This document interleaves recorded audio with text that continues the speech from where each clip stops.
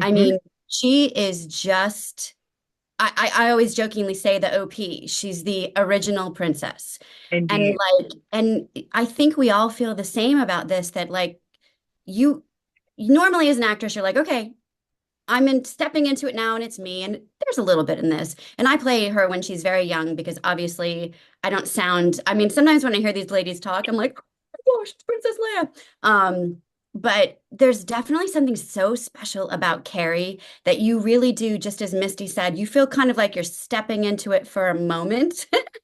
And it's sort of an honor to be there. And you're just in this like wonderful shadow that you get to step in for a moment, but then you're back out because it's her. And Yeah. there's something so cool about that. And yeah, there are so many Leias in the world that there's like you could go to any convention, there could be a sea of Leias, but there's something about her that unites all of us. And I think at the end of the day, it's Carrie.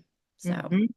I remember on a couple of jobs, I would sit there and meditate and go, come on, Carrie, and try to channel her because I was so afraid of not sounding like her and wanting to do my job. And I remember when I was doing Rebels and I would say a line and I'd say, no, wait, that didn't sound like her. Let me do it again. And Hmm. Dave said, you don't have to try to sound like her. You are creating this character. You already sound like her. So don't feel like you're not enough. Don't feel like you've got to go back and do it again and try to sound like her. You're the character. And the weird thing is they had it. Now, this is the first time I had done something like this. They had a camera on me, and I didn't know what the camera was for. Later, I found out they were recording my movements. So when they created the character, they would create the same movements that I did. That's when I knew, oh, wow, this is, I better step up my game here because this is important. This is a big deal. And speaking of Dara, when I worked with him, I, I didn't know what it was for. It was for a video game. And I went in and he said, oh, by the way, you're General Leia on this one. And it was Disney Infinity 3.0, The Force Awakens. And I said, what? What do you mean? And he said, you're playing General Leia, not the younger Leia. And I said, oh, I don't think I can do that. I don't have that gravelly voice. He said, go sit in your car and call up like a current interview with her. She was alive at the time. So it was a talk show. So I listened to it and I thought, oh my God, how am I going to do this? And I have to go in there and do this. And so I had headphones on or my earbuds in and I'm listening and I'm trying to match the voice and I'm trying to get low. And I thought, okay, here we go. So I went in and did it. It's okay. But I'm not a good General Leia. I did a couple of jobs as General Leia, but most, but that was my experience with Dara. One of my experiences with him. And He's I do remember awesome. It's his kids amazing. on the yes, I do remember his kids on the line. I Yeah. remember when I did Disney Infinity 3.0, I remember how many times they had to readjust the microphone for me because I was doing I did the younger Leia, right? The buns and the white from A New Hope. And I have that's the one toy that I have of a character that I've played actually is the toy box figurine of her, and I love it. Oh, Um, but I so Carrie had this very specific posture that she had naturally. But when she played the princess, she often dug her head in and twisted it and almost looked down but looked up. I And have a it, theory about that, by the oh, way. Have we please, I talked want to about hear it this? because I kept doing her Yeah. posture and doing her gestures while Yeah. we were doing lines because it mhm. helps. It helps with the, Yeah, yeah. It you does. And also, Anna, I think, and I don't know for sure because she's gone now, so we can't ask her. But when Tom Keegan and I were working on her movements for motion capture, because it was like, how does she hold a gun? Why is her head always tipped? And he said, why do you think her head's always tipped like that? Because we were talking about the fact that it is. And I said, you know what? The only thing that makes sense to me is those things were like earmuffs and she couldn't hear. So she had to pull her bun away from her ear to hear what was going on in the scene. And she goes, Wow. that might be valid. I'll that might never be know. valid. We'll Yeah, never know. yeah. No, But I that, like that you know, theory. I like it. yeah, I like it. yeah. I mean, I don't know. Anyway, Anna, I didn't mean to step on you. You were talking about your experiences playing her.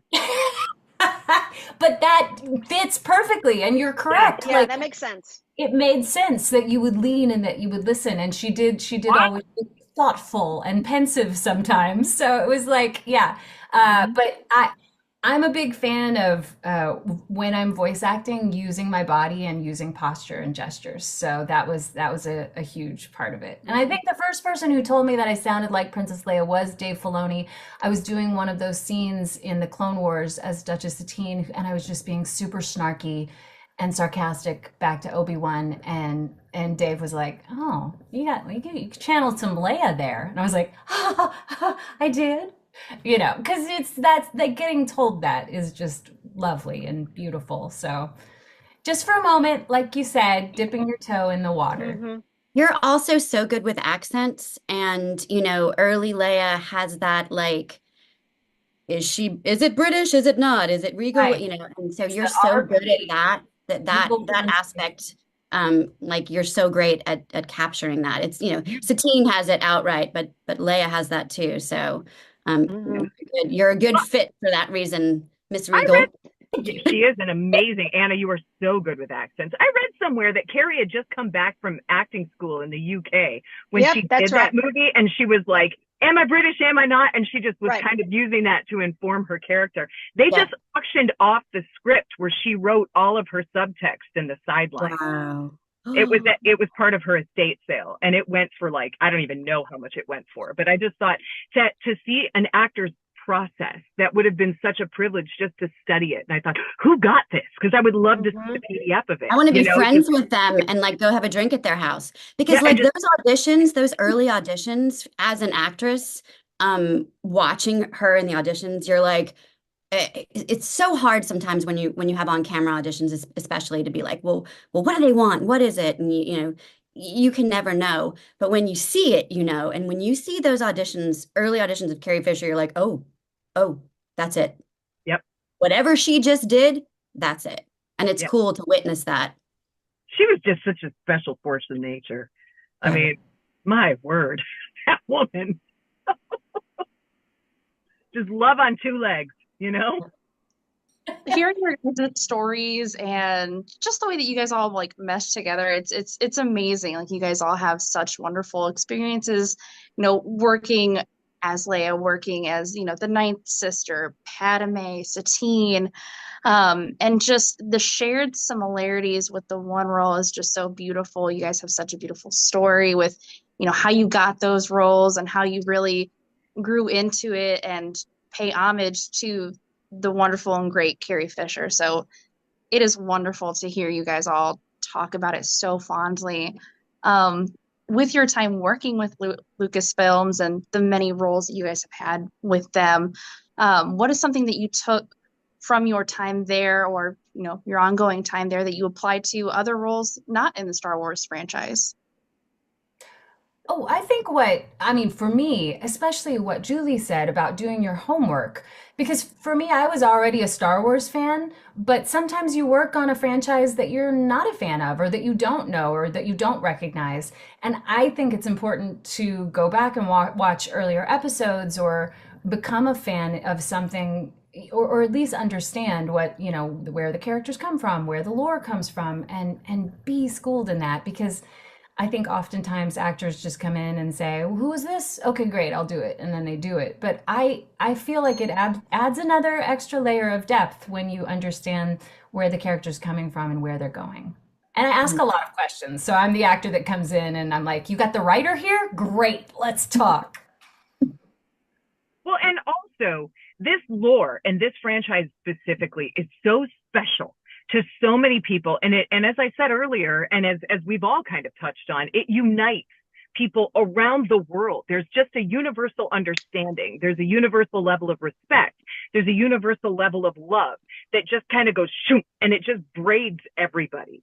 And so if you can honor that and understand what has come before and what the basic unification is, like what is the uniting factor here? And it's not just one thing, it's so many things. But this is a franchise that was really born of young love. I mean, from Lucasfilm, they just they had this idea and they got it done, and all of it, they had no idea what they were doing. They were just trying to do the best they could, and boy, did they do a great job, right? And so people all over the world love and respect this. So of course you're going to want to honor what has come before. Of course you're going to want to know the lore. Of course you're going to want to be a part of this incredible community. It's a privilege. And you were talking about how special this character is to so many people. And I think that is just kind of trickled down from the original, like the OG gang that made the original Star Wars. There was just so much love and joie de vivre and energy that was poured into this. And it was just this messy soup that everybody thinks is delicious. Does that make any sense? It's like the best way to phrase that. Well, and I think Carrie Fisher, she set the bar for for all female characters to come, be they Sith, be they Rebel, whoever they are in the universe. The bar was set, and I feel like all of us who have gotten to play in the many facets of this universe and galaxy understand that. Mm-hmm. Yeah, I appreciate it. Yeah. After being able to play Leia and all the things that I've done because of the Star Wars universe, it's like, anything else is just downhill from here. This is the cream of the crop to play this character in this franchise. So yeah, and Anna, you were saying about doing your research as well. I do mostly on camera. I went back, not that I ever went away from it, but that's what I mostly do now. And the fact that you can stream any television show when you get an audition for something that's airing, not that I'm recreating another character like I was with Carrie, but you're creating your own character. At least you see the genre of the show and what the style of the show is.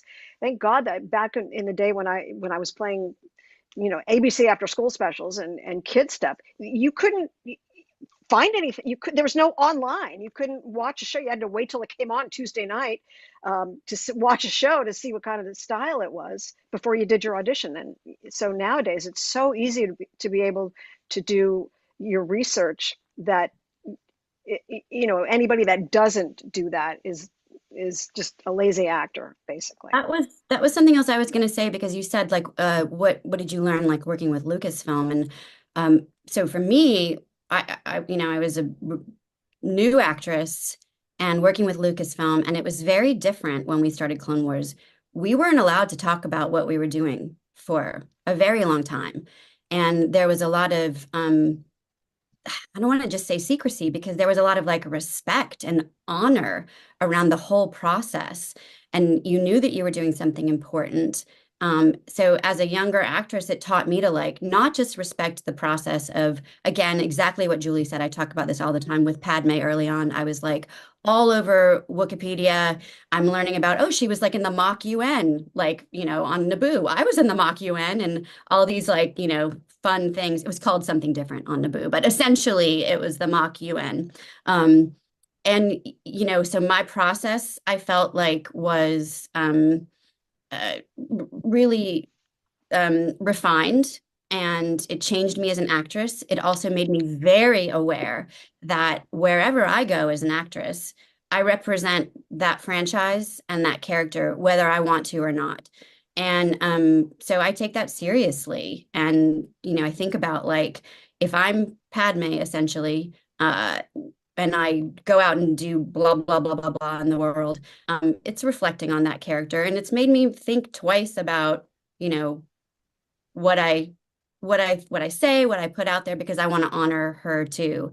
And it kind of reminded me a little bit more of like the old school Hollywood days, where I feel like a lot of that's gone now, and everything's just because everything's already out. It's a free for all. Everything's everywhere. And so I miss a little of that. I think there's a little, I don't know, elegance about Star Wars and the original way that Lucasfilm did things that I felt blessed to at least, grow up in.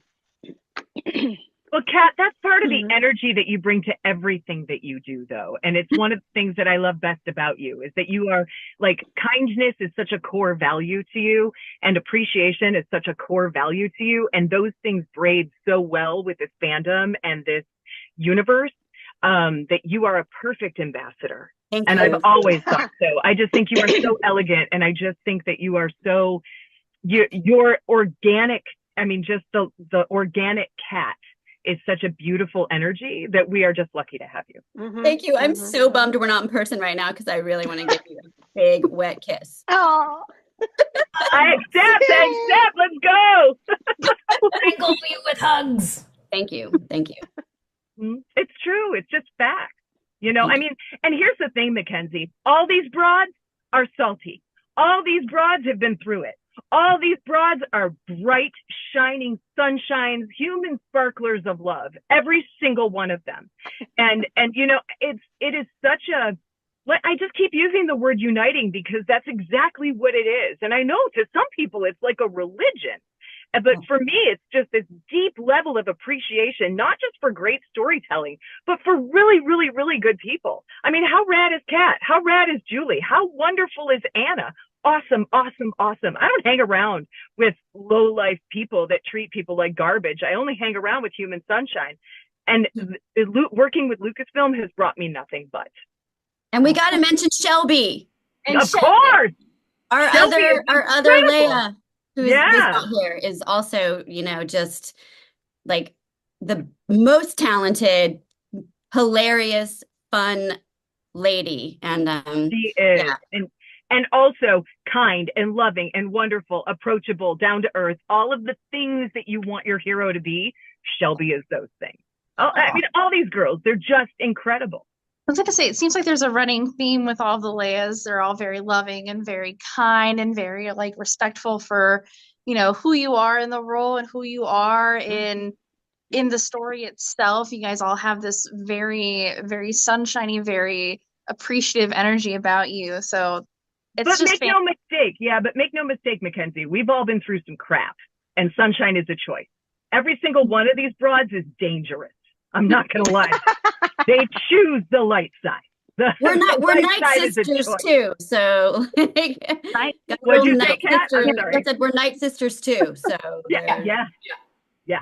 I guess I think, am I the only one who straddles both sides of the force? Because I got Princess Leia and Night Sister, and she's I play a night sister in Clone Wars named Karis. a So Night Sister. Night. yes, oh, yeah. Sister, right? Yes. I'm ninth, like the number Yes. 9. Yes, yep. Yeah. Well, I got I'm to signing to you. possess. 6, 7, 8, 9. Ninth Sister. There we go. I had a glimmer of dark side. I got to possess. So on Rebels, Meredith Salinger and I played the voices of the Night Sisters that possess Kanan and Ezra, and so yeah, and that was fun. And I was like, oh, this is it. This is my pathway to the dark side. He's only going to be calling me in for evil characters from now on. No, never again. So I usually play Jedi or senators, or I play a bounty hunter. So that's kind of straddling. But Anna and I are a little dark. Misty gets to go full dark. full To the dark. surprise of absolutely no one. I love it. And I love haven't you. I haven't been to the dark side yet, so Come on, Julie. We got I'm cookies. waiting. They have cookies. It's been confirmed. See, Mackenzie knows what's up. She's got it. With skull sprinkles. That's right. That's right. Oh, that's the added touch there. Missy, I do have a question for you. Oh. Because, and it is Star Wars related, but not Leia related. Okay. You have quite an extensive voice acting background. We're talking, Ninth Sister, we're talking Leia, we're talking, Last of Us, creature noises, everything that I grew up with gaming, you are there. You are there. What is it like going from, the dark side to the light side to creature noises, droid noises? Like that's a huge range, and everybody can feel free to kind of chime in too. You've all had, quite the roles. It seems like every one of you, some part of, everybody's life, whether it be The Marvelous Miss Maisel, whether it be Knights of the Old Republic or Force Unleashed. I also played with my dad. Or even American Dad and Dexter. I did my research. My mom made Yes, you did. Sure my mom did. my mom told me, she was like, listen, Julie was in Dexter. And I was like, oh my, all right, cool. And she's like, make sure you make her know that I know this. And I said, okay, cool. Aw, We I love should Um, that. call your mother when we hang up. Let's call her. call my mom. She will scream. Yeah, She good. won't freak out. We should She, just she call would her. cry. Give her a call. What's her name? Her Yeah. name is Kate. My mom's name is Kate. Kate. So we're Hi, all just gonna be Kate. like, hey, Hi, Kate. Kate. Hi, Shout out to Kate. She's gonna freak out. She loves Padme, she loves Satine, she loves Leia, and she's gonna freak out. Yay. Um, Well, we love you, Kate. May the force be with Kate. And nice work on Mackenzie. She's oh, lovely. thank you. When it comes to these roles, I mean, how do you guys just go from Princess Leia to the ninth sister who's, big and Well, scary to everything in between? so let me ask you a question, Mackenzie. How do you navigate from all of the areas of your life? Because I'm sure there's a 501 Legion Mackenzie and there's another Mackenzie. Like, what do you do when you're not here? So when you transition from this to that, from that to this, from here to there, when you're Mackenzie at the library, Mackenzie at CVS, Mackenzie hosting a Zoom call with a bunch of people and making us all feel welcome the way that you're doing, and you're so lovely, and I thank you. You just seamlessly transition based on what's needed in that moment. But at the core, you're still Mackenzie, right? It's Yeah. exactly like that. So when you go in there, you go, wow. For the ninth sister, for example, I go, wow, she was a Jedi. And she knows what the Jedi is, what being a Jedi is, and how heartbreaking to be tortured out of that and then be chasing Jedi down and killing them. Like, how tortured was this soul? Mm-hmm. How broken have I been in my life? Is there a part of me that's busted? And I was going through some stuff the first time we worked with her that was very apropos and channeled right in. So the way that you, Mackenzie, go from Mackenzie here to Mackenzie there to Mackenzie here, you have a solid state of values and you have a solid state of who you are. And that travels with you no matter what role you're playing. And I don't know how the other girls process this, but Misty's in every single one of those things I do, even a clicker. When we were talking, and I know this is off franchise, so I'll make it very brief, but when we were recording the very first The Last of Us, and we were doing the runners, not the clickers, but the actual runners, Derek Espino, who's one of the sound designers, looked at me and he goes, here's what I want you to imagine. I want you to imagine that you're in a backpack on your own body and you're watching your hands tear into people that you love and you can't stop it. And you're watching them be eviscerated by your own hands. What does that sound like? And that is a great directorial note. And you immediately go to this really brokenhearted, awful place. But there's still a little bit of you in there because you've watched your hands do things and you're like, why can't I just open this cup? Why did I drop that? Or whatever it is. But this is also, the stakes are very high and it's very serious. So we all transition throughout those roles, through the different roles and our different faces all day long seamlessly. It just happens that the stakes are very high when you're playing these roles in acting, which allows us to go to a much darker, much lighter, much funnier, much weirder place. And it's super fun. I'm not going to lie. Yeah. I'm going to do the Mutual Admiration Club now back at Misty because I think, especially for her, she is so secure in who she is. You can see it within this interview, that it gives her a boldness to try things and to not be embarrassed to try things. Mm-hmm. Like a lot of other actors, if you get thrown something like, just do this weird thing, we don't even really know what it is, just do it. They would get really insecure, and Misty just doesn't have that. And so it allows her to do these really different things and allows directors to know they can call on her to do that. And she's going to do it. And Yeah. that comes from like being really secure in who you are, not caring what other people think, which you may get that energy from her. But I do, Kat. I care so much what other people. No, you know what I mean, but like you would never change totally. yourself. You Yeah, would never I'm just change not. yourself. Yeah, I just And so- value failure.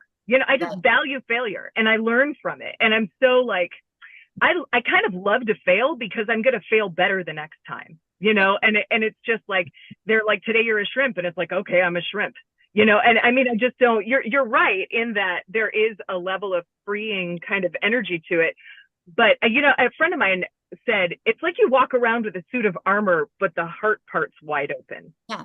Yeah. And You have a lot of Mm. courage. So it allows you to do those things. Yeah. Thank you, Wild Pat. variety of things. I'm So going to add on to that. When I watched The Last of Us and I heard that noise, I thought, what the heck is that? It's every time it creeped me out. And then I watched I think it was on YouTube, the behind the scenes, and I went, it's my girl. Oh my God. It was so great. So Thanks. great. Taking Thanks. a risk like that and creating basically on the spot Oh, yeah, for sure. something that is now in everybody's ears and scares the hell out of people. Well, I mean, it's also what they did with it, though. I mean, like the sound design and how they pumped it in, and it's, oh boy, we had fun. I was Yeah. voiceless for 4 days after that, though. Oh. So, girls, what Mackenzie originally asked is, how do you go from role to role? How do you do that? Because I answered it, and I need to shut up. Well, I'll say be open. That's what it's so funny too, because all your acting teachers will always say that, just be open. And you're like, well, what does that mean? Well, it means exactly like what Misty is. Oh, Misty is open. She's available. She is like, if I need somebody to tell me the truth, I call Misty. Misty will tell me what she thinks. You know what I mean? Like, and it's so lovable, and I need that in my life. I don't need people to like placate me. And so I thank you for that, Misty. You're wonderful. And you're dependable. So I think actors need to be open and dependable and good listeners, so that when you get weird, crusty direction like that of being the backpack on the hands that are tearing open a body, you can interpret it, and only Misty can interpret it the way she can interpret it, and I would interpret it differently. So I think that's brings me to my soapbox moment, where I think that AI is taking away from the spirit and the soul of the acting, and it's a collaborative performance. When we put actors even in bodysuits or just behind a microphone, we are pumping soul into those noises and those movements, and that's what is so magical about humans. yeah. Mm-hmm. I find voice acting therapeutic. So whether I'm playing like a mummy or a witch or a creepy character or a murderer in a video game, or I'm playing the heroine or the protagonist or someone who's a little more complicated, I always leave feeling very cleansed. It's like a nice, it's like a nice therapy session. Yeah. I love that. Yeah. What I do every time I get a role or book a job, I started in the theater. So I'm